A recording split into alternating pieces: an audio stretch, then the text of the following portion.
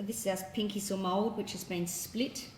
So I've used elastic bands. Ideally it would be best to have a mould box to sit this back down, but because we've cut this particular cup, I don't have a fitting mould box. But if I had created a box around the outside, it would be good because it would really seal it. So I've used elastic bands, which should be sufficient as long as I'm using a very fast set resin, so the resin doesn't come out through the seams. So the fast set resin that I'm using is TC808 from BJB Enterprises, and it's a 1 by volume.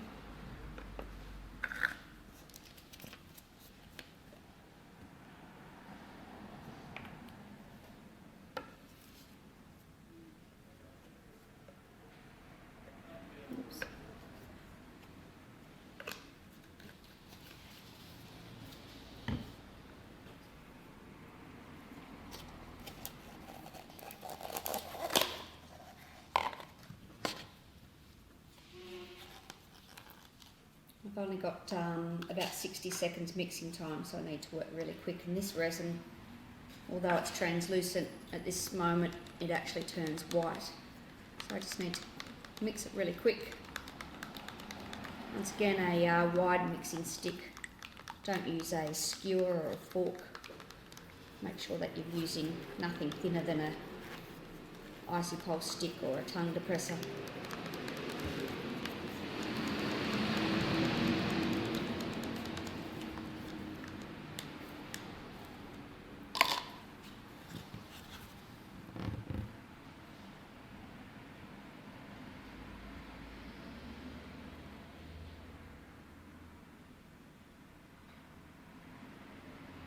Some wide elastic bands may have been better, but I think this resin's going to set nice and quick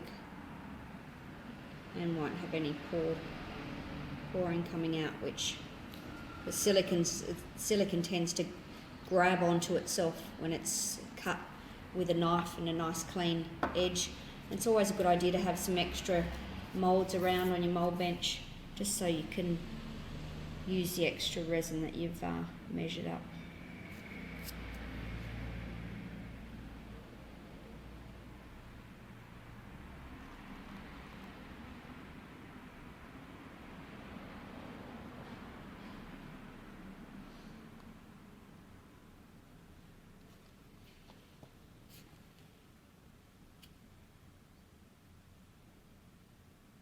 This one's a bit of a tricky mould,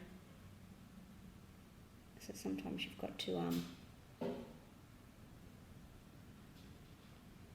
push the resin around.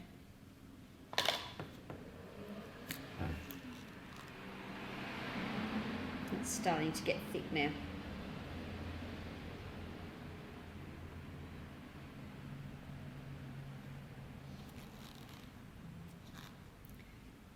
And you can see it setting. It's turning white in the cup.